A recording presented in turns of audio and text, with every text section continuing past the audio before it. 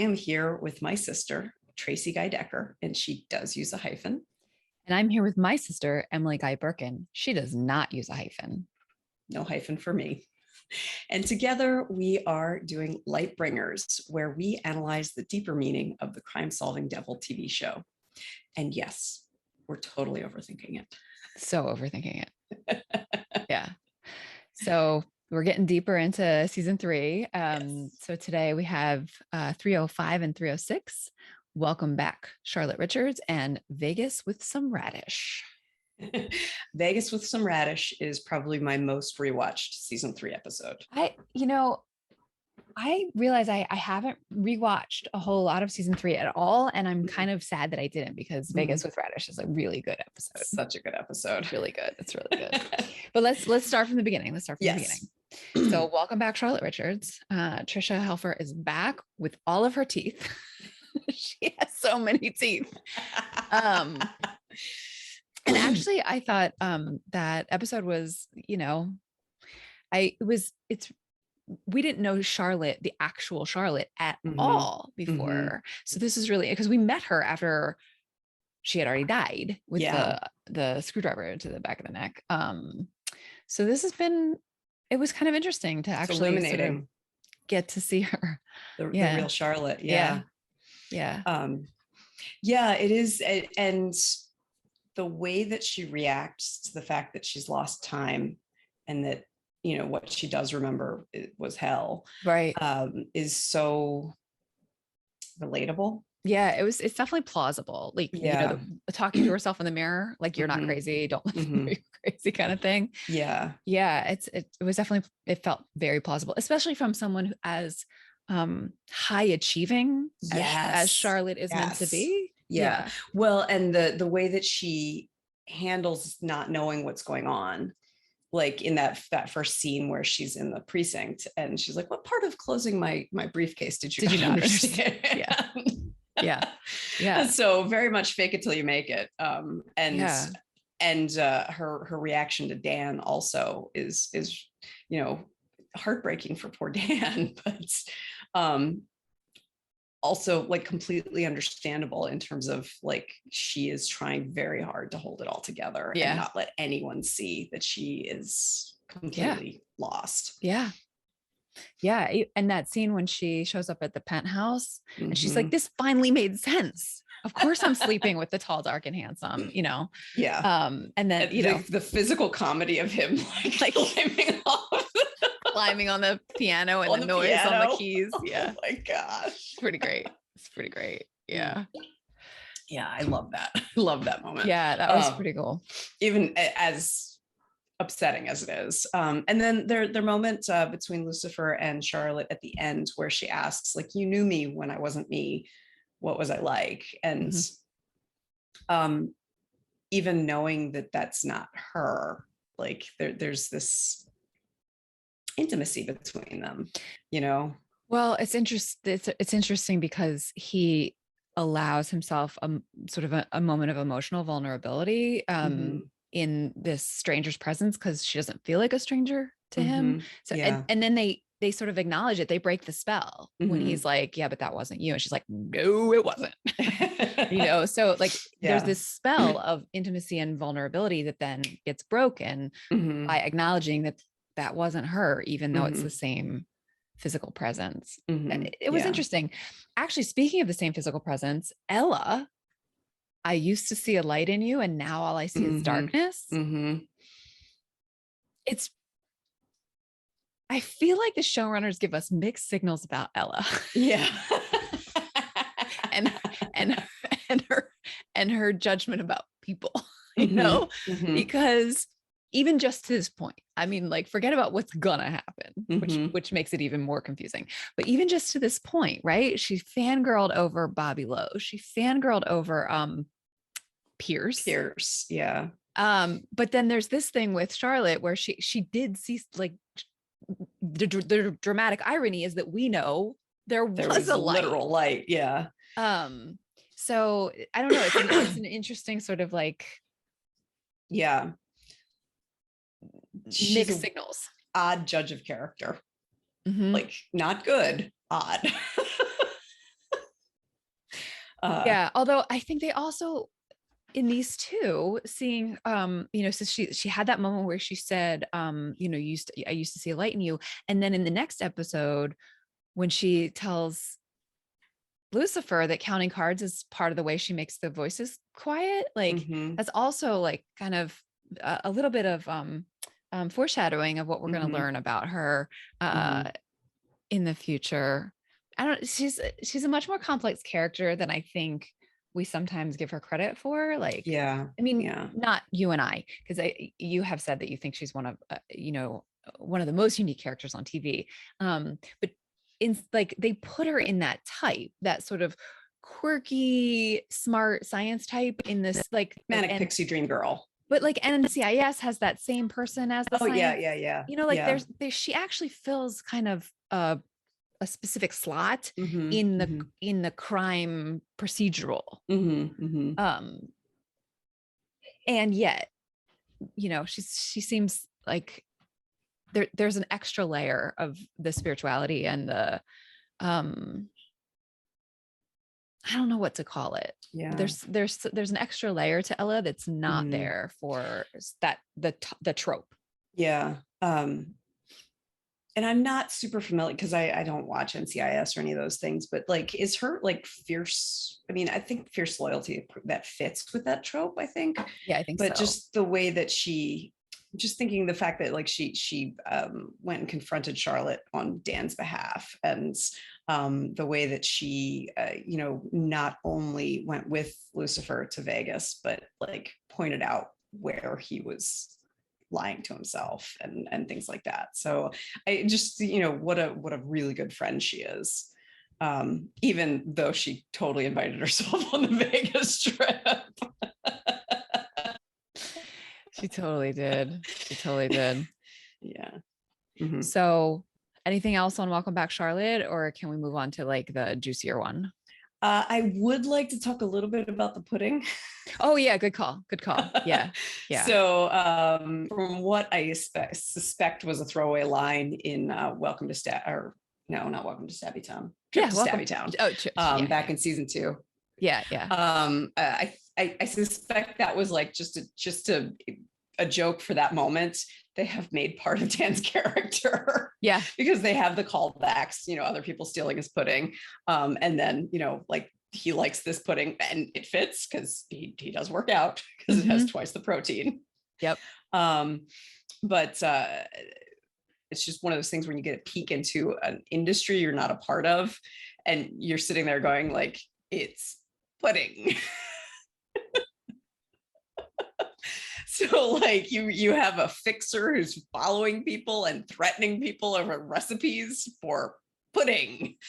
And then the reality of, like it's got poison in it, and they've done the calculation that they're going to just let people be poisoned because it's going to cost less to settle lawsuits, which is gross. Woo, so gross. And that poor Simon, the chemist, the chemist who was dying one horrible death, and he sacrificed himself in the most awful way I can possibly think of to make sure that. Oh, come on, you have a better imagination than that. It was gross. It was pretty bad. It's pretty bad. It's awful. It's bad. It's just like, I'm sure there are worse ways to die, but like not many. It's pretty gross. Well, and painful. And yeah. So yeah, like what a mensch. I mean, knowing that was the only way he was gonna get people to look into it. I mean, I guess, but maybe he could have blown the whistle by going to the media. I don't know. I don't know. One, I can't help but wonder if we're overthinking it anyway. Like Ella knew there was a toxin just by looking at the names of the two chemicals. So like, it wasn't a discovery that the chemist made, the Simon made, right? Yeah. Like he must have known for however long, and now it was killing him. So I don't know that he was a mensch. I think. Fair enough. it seems more like a last minute Hail Mary, like in this actually, like what especially Charlotte's like what doing. Charlotte's going through. Exactly. Yeah. Like guilt for what he's been doing. What's already happened. All right. Fair enough. I mean, especially because that's what we see Charlotte going through. And that is the way this show works, right? Yeah. There's always parallelism across the intertwined stories. Yeah. And I will say that, like, with what Charlotte's going through, the way that she reacts, like, she manages to hold it together, but then when she goes cuckoo banana pants, she really goes for it. Been bringing a gun and it's like, how is this gonna expunge your record if you kill somebody else? You know, like, total cuckoo banana pants. Yeah, cuckoo banana pants, and like that is the technical term. That was the literary. That's what Linda would say too. No, it's not psychological. This is literary. The other thing I'm thinking about is Chloe let Lucifer go in first to try to talk her down. And that also makes sense story-wise, in that she still thinks that Charlotte is his stepmother. Right. So, like, yeah, that would make sense if it were just some random person involved in this crime this week. I can't imagine her actually letting him go in and try to talk her down. But like, oh yeah, it's your stepmother. I'm sure you can, you know how to. Yeah. You know what else we should talk about in Welcome Back, Charlotte is the commercial with the angels and the pudding. I have a fluff for that moment, but which I'll save for the end. But yes, it was just an interesting, like, I mean, I'm almost envisioning the writer's room, like, oh, what if they're angels? And then we can have him say something like totally not realistic, but I approve because they're, like I even see them saying like the Victoria's Secret angels, but with pudding. Yeah. Like I'm just imagining the writer's room talking about it, Yeah. Well, and it's interesting that, when he gets the, like, what is it you truly desire to the executive, and she is, like, to stop shooting this exploitative crap.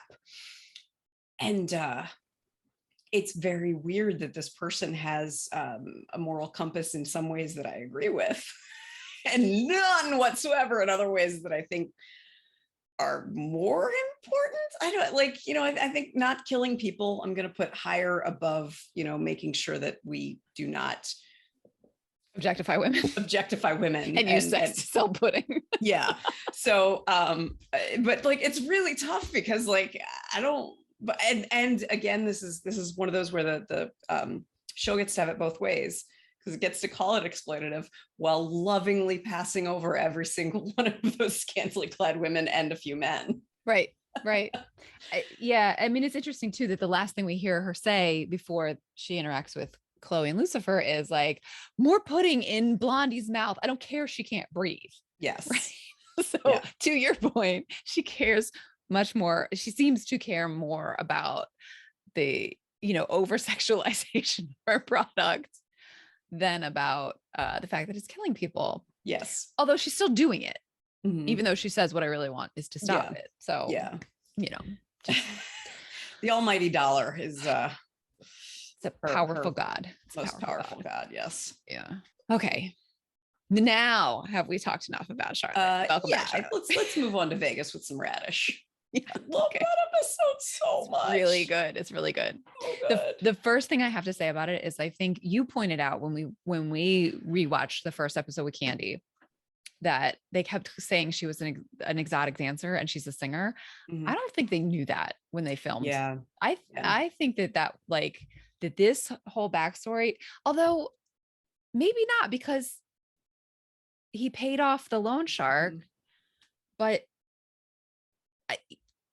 I don't know. I'm a little conflicted because it does feel like an obvious, like, continuity issue. Yeah, continuity issue. That they kept saying that she was an exotic dancer. And per our conversation, maybe they genuinely did mean for it to be the Shady Diamond seller, who says it's your funeral. Because why would he say it's your funeral if he was just paying off Candy's debt? But was that Louis Pagliani? Oh, I don't know. I didn't go back. I mean, we could check and see if it was the same actor. That's true. Because that would. I will check. All right. I will edit out the time it takes for you to find it. So now we know for certain different actors. So I think actually we were meant to, like, the writers actually believe that that whole scene with the money that confused you was about the diamonds. Diamond. Apparently so. And I mean, looking back, I mean, they did a good job, because looking back, if we hadn't just looked up the cast, like it, in some ways it makes sense. Like, oh, that was what the money was for. It wasn't actually for that diamond. But she does say, like, I owe you at the end of Candy Morningstar. I mean, I think they knew there was something. They left an opening. Yeah. Although you had said that this was one of the ones that was pushed forward when they found out they got a third season. Yeah, this is Mr. and Mrs. Mazikeen Smith, Vegas with some radish. The next episode, the name of which I can't remember, which oh wait, I thought there were only 4. All right, I'm off. I'm not sure. And then there's 2 episodes at the end that I think are both bonus episodes, but that's 5, and I'm now getting confused. So maybe not. This might not have been one that was left over. Well, if it was in fact planned, there's some continuity issues. If it wasn't planned, then they did a nice job. Y'all. Awesome. Because the continuity issues are minimal. Really. Yeah, they really are. Yeah. Yeah. So, and I mean, this was actually a really nice story, and it gave, like, even more depth to Candy and and Ella, as we said, a little bit. Yes. So we also, the interaction with Linda and Chloe, and actually even seeing Chloe just, like, really being hurt by him being gone and being mad at herself for being hurt. Yeah. Like, I'm not a huge Lauren German fan, but I actually think she pulled this one off really, really well. Did a really nice job. I think that is exactly how that cop that we met in season 1, who was, no nonsense, all tough as nails. Yeah. Because she had to be, to make up for the fact that she'd, done hot tub high school, and that nobody liked her on the department because of the whole Palmetto thing. Like, that tough as nails cop that we met would have reacted in that way. Like, having feelings and being mad at her feelings, like having feelings about the feelings. Like, that just felt really plausible. And I believed Lauren German's delivery. With the sort of tipsiness and the, like, I believed it in ways that fancy British man. Yeah. And that the fact that they were like, we're at a party here. Yeah. When Linda's like, I know a spot. It has a great sound system and the best top shelf liquor. Best views in the city. That was great. The way they just decided without it. Yeah. Without saying it outright. Yeah. It was great. That was great. So the interaction between Lucifer and Ella, I think, is really interesting to see in this episode, in that I don't feel like he spent a whole heck of a lot of time with her prior to this. I mean, there've been moments where she took him to church and things like that, but this is the first, like, extended airing of the airing they have. Yes. And so, and like, she calls him on his bullshit, and that's really cool. Like, a lot of people, because Chloe tries to, and I'm not saying she doesn't call him on his bullshit, but she is so freaking confused by him that she's like, I don't even know what's bullshit. Like, and so she'll be more, like, sarcastic about it. Like, she has feelings for him. Yes. And so it's really hard for, like, the thing is, if she calls him completely on his bullshit, she's calling herself out for having feelings for this, weirdo, immature, full of himself, narcissist bullshitter. Yeah. And so, like, she has, like, it makes sense that she can't quite call him out as as bluntly. Yes, I think as Ella does. She is generally more like sarcasm, like, right. Oh, you should be able to relate to that. Yeah, and, that sort of thing. Because of course you are. Oh, sorry. Yeah. I feel like there's not many people in Lucifer's life who can do that. So, like Maze is the person who's closest to him in a lot of ways, but she has to tiptoe around him. Yeah, he has a power over dynamic with her. Yeah. And then Amenadiel, he can't take seriously because it's his big brother, like there's that weird power dynamic, and they like are vying for power, right? Yes, because of the sort of favorite thing and the and what we talked about in our last episode, just that like cruel lashing out. That that Lucifer does at Amenadiel. But also, like, if we remember from when Amenadiel was an antagonist, and was like, you belong in hell, it's not like, it's not one-sided. It's not there's a lot of baggage on both sides with that sibling relationship. Yeah. And so, like, it's really interesting to see. Well, for one thing, I was thinking about the Father Frank episode, and how it starts with Linda asking, do you have anyone you consider a friend? And that the episode is about how he becomes friends with Father Frank and immediately loses him. And I was thinking with this episode, this is Ella is a friend. Like she's very much, she's there for him. Even though he didn't think he needed her, he was happy to go without her, and she invited herself along. And she protected him when he was going to, like, not just him, but Candy as well. When he was like, "This isn't Candy," at the crime scene, she was like, "No, we don't want that out," and like was able to see like the implications of what was going to happen, because he's just like a puppy. Yeah. And same thing with pretending to be from Sensational Statues. When he called, that was pretty great. Masha. This is Masha. Yeah. So like, and that's really cool. Like we see, this is Lucifer has a friend, and he has more than one. I mean, like there's Linda and Dan and Chloe are in his apartment, and they would not be there if they did not feel some sort of closeness or affection with him, even as they're like pissed at him and want to break into his safe behind the clown mermaid painting. Yeah, I love that the clown mermaid painting showed up. And like, I'm just thinking, how do you sleep with that looking over you? I had forgotten. I had forgotten that Ella gets dressed up as a showgirl. Pretty great. Amy Garcia. She's pretty awesome. She's amazing.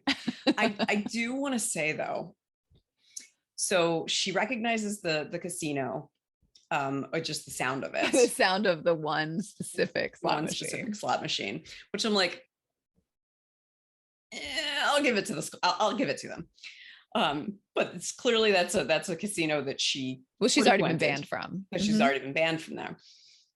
So her disguise was to wear a gold sequin dress and do nothing to her face. Well, because they showed us the picture before when she was all like, hooded up. But they have a face scanner.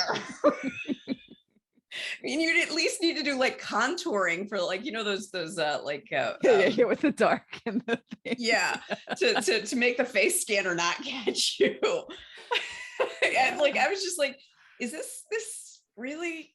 I think though, it's almost like she wanted to get caught because when I can't remember her name, but when the pit boss, the wife says, you're so predictable, we caught you in only 30 minutes. And she says, 43. Like she was timing them. Yeah. So she obviously knew they were going to, like it. Yeah.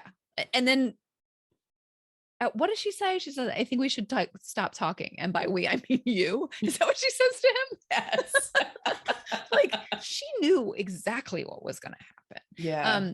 And in fact, it was part of her plan because she wanted to get in front of the pit boss because the pit boss was the suspect. So yeah. I don't think it was her miscalculating that the disguise wouldn't work. Yeah. I think that actually was her calculation precisely. And actually come to think of it, it might be that it's not just that she recognized the sound of the machine, like, but the sound of the machine might have made her realize like, oh, I know Mrs. Hamhand's face. Because like you're looking at an oil painting of someone that's not very good and you're like, it could be anybody, but like, oh, I know exactly where that is. Yep. So yeah, I mean that's that fits. I'll give you that. All right. I do think like when Ella says we all have our ways of coping, and he says with what? Poverty, which I thought was an interesting response. Although knowing like the little we do about her background, I don't know. Although, or maybe based on the way she was dressed in the mugshot that we saw with the hat and the hoodie and stuff. I don't know. I mean, we know she stole cars and her brother still does that. Like we have, I don't know. Yeah. That didn't stand out to me. Yeah. It was just a, like, of the things that he would think that would be. It wouldn't have been the first thing. Yeah. And then the fact that he lets her drop it when she says the voices, like, no, that's we need to discuss it. Like if Linda had been there, like we can table this for now, but we're coming back to it, like she did with Maze not having a soul.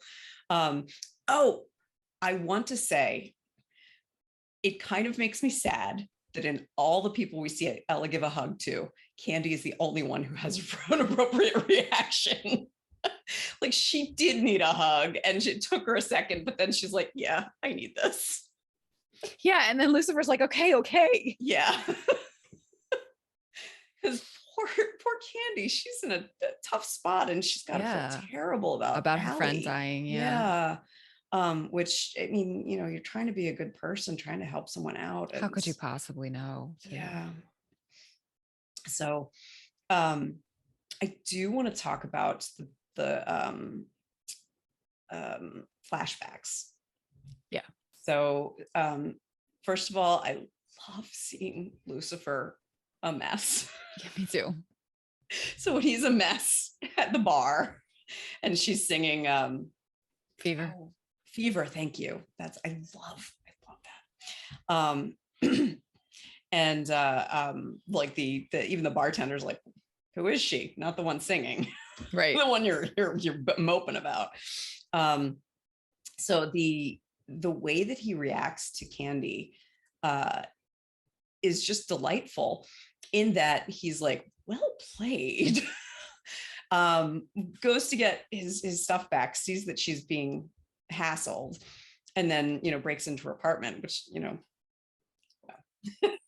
but even though like he is the devil when she's crying, and he's just like, yeah, your story sounds right, but the waterworks, no. And we're immediately like, yeah, that's because it's not true. Yeah. Like, it is true. That is my Fletcher's is my home, blah blah blah blah. So their chemistry is just adorable. Yeah, there's something so adorable about him in the Snuggie, like eating ice cream while they're just like, yeah. And so like that she sees through his, well, not that he has much of a facade, but she sees him, like she sees him. He thinks he has a facade. Yeah. And he recognizes like who she is too. Like he can see she's not the ditz that she lets people think she is. Like she lets people make assumptions about her. And like speaks to her, on like an equal playing field, which is I don't know, there's just something really adorable about it. Then when he says bury me, she spits. She spits at him. Yeah. Because of course that would be the reaction. he like adjusts the snuggie. He adjusts the snuggie too. Oh man. So funny. Oh my goodness. It's so good. Yeah, it's and then like the way she when she's like, come in for a drink, and he's like, well, I've got to get back to Los Angeles, and she's like, oh, so how's things going with the detective? I'm like, I think I'm screwing it up. He's like, then get out of here. Like, that's way more important. Yeah. Okay, I think we should talk about the gift. Mm-hmm.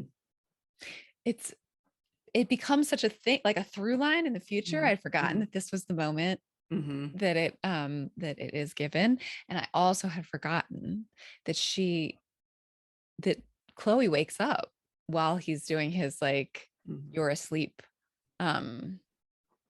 confessions or whatever, my kid was in the room while I was watching the last 10 minutes, and I was like, oh, thank God she doesn't know what that means. I do not want to have to explain that one. I know exactly which line you're talking about. About the bullet. Yeah. Oh man. And that moment too, in the way that Chloe laughs, that's another one that actually felt real. Like, there's some lines or reactions that Lauren German delivers that I'm just like, but that one felt real. I feel like I've learned somewhere that not that he ad-libbed that line, but that she didn't know he was going to be. Oh, she didn't know that was the line. So it was a genuine. So it was a genuine Lauren German like giggle. It's pretty funny. So yeah. And the fact that was the only thing in the safe. I mean, we've seen the safe and we will see it again. And there's like, gold bullion and other stuff in there. In it, yeah. So, but that was, especially since they had tried so hard to get into it, that was really interesting. It's also the things that they thought that the combination would be. Like 666 makes sense, but like boob.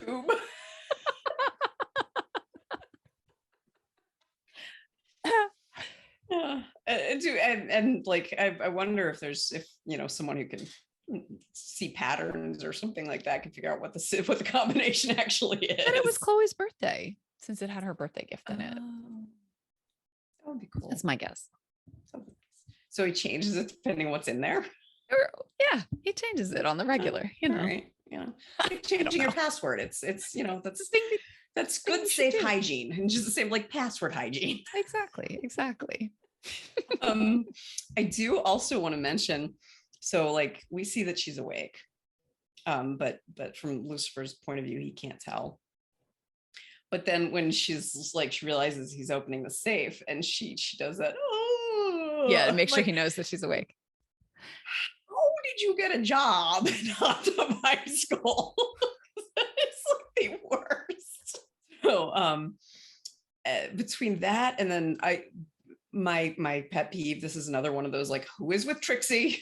Yeah, because Dan's asleep there too. It's asleep there too.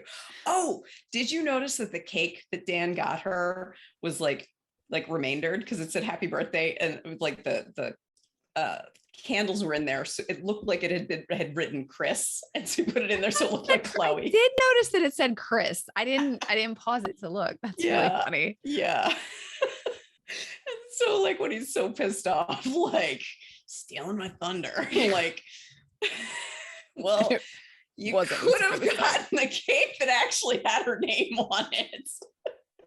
I appreciate that Linda offers free therapy to all of her friends. Like, Chloe's obviously frustrated, and she's like, have a seat. Yeah. Come on. Yeah.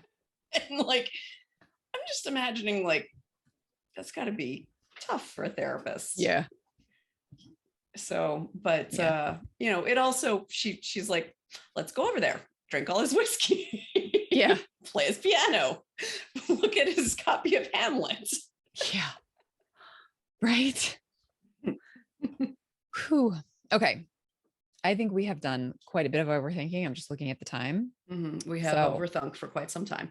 I do have some fluff. Yeah, lay it on me. It's a very, very little fluff moment. So in Welcome Back, Charlotte Richards, when they go to the filming of the Heavenly Pudding, and there's all the scantily clad angels around, and Lucifer is saying like, oh, it's not realistic, but I like it. But, you know, on the other hand, like, you know, it's like liking something that dad made. I mean, like, I don't remember exactly what he says, but he says at one point, but I can't look away. And he has this tiny eyebrow raise. It's like a micron of an inch. I mean, like, it's just this tiny, and I'm like, I don't even know if Tom Ellis knew he did it. Like, it's so small, but it is so perfect. It is like, it's the perfect amount of eyebrow raise to just be like, yeah, I can't help myself. I rewound it and watched it again because I was just like, I like that. Thank you, Tom. Thank you for that eyebrow. So that's my fluff that I noticed. It's really funny. That is funny. So, man, do you have any fluff that you would like to add?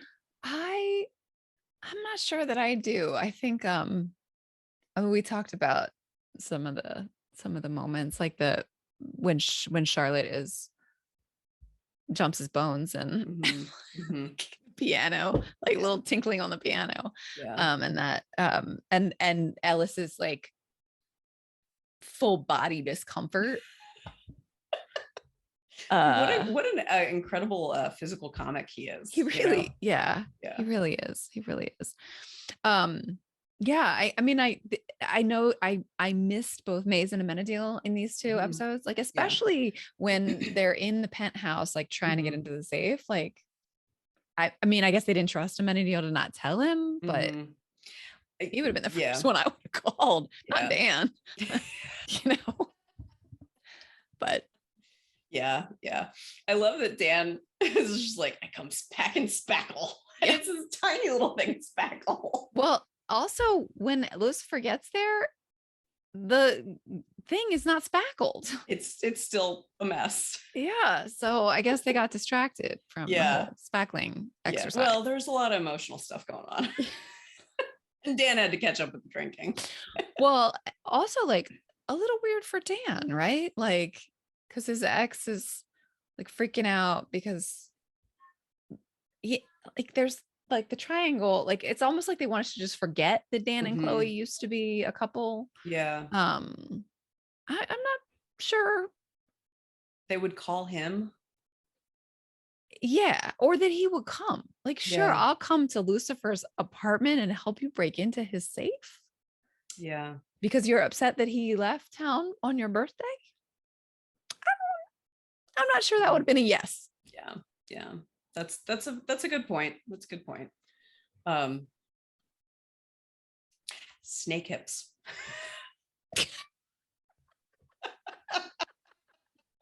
The stripper. Okay, the cop stripper. Snake hips has nothing to do with me. It has nothing to do with anything, but I'm just thinking like how annoyed he was, maybe because he was so annoyed about snake hips and he didn't believe when Ella kept claiming that she did it. He didn't believe that Lucifer did it, or that Lucifer didn't do it. I mean, maybe. But yeah. It's still funny scene. Yeah. Actually, like Chloe in the elevator doors. I love that. When Ella like throws money through the open doors and Chloe's like, you just see like the slice. Yeah. That's pretty good. I don't know how they did that. That was amazing. Yeah. The director. Nice job. Good job on that one. Yeah. So I have one more piece of fluff. Okay. And that is, I have now adopted, instead of just saying potato, potato, I now say potato, potato, potato, because that's what Ella said. About bluffing and lying. Yeah. So like, if, the same difference, like potato, potato, potato. And people are like, I don't understand. Oh, I have another piece of fluff. Because I've seen the whole series, like rewatching, when he's singing Luck Be a Lady, it sounds like Michael. I'm like, ew, it's Michael singing because he's got that American accent. I'll have to, I don't hear it. Oh, you don't way, have that reaction? Yeah, I don't have that reaction. As I was watching that, there was something about the tonality and the fact that, there's the no audible accent. Like that was Michael's voice, and I did not like it. Yeah. Well, because Michael's a dick. He's a total dick. It's so funny. We'll get to it. We'll get there. I remember seeing that like Tom Ellis was up for some award for like best villain in a TV show. And I was like, Lucifer is not a villain. And then I was like, oh, right. He plays Michael too. There were times where Michael was in the show. And then like when we finally got to Lucifer, I was like, oh, thank God it's Tom. And I'm like, he's both. Oh, so confusing. Oh man, that's going to be fun. So, okay. I'm calling it in the future. Because we've done too much overthinking for one day. We have overthunk. We've overthunk. Yeah. Because we've done too much overthinking. So we've overthunk. Whatever you say. Look, we are grammar goddesses. And we want to be precise. All right. Well, I will see you next week. See you next week.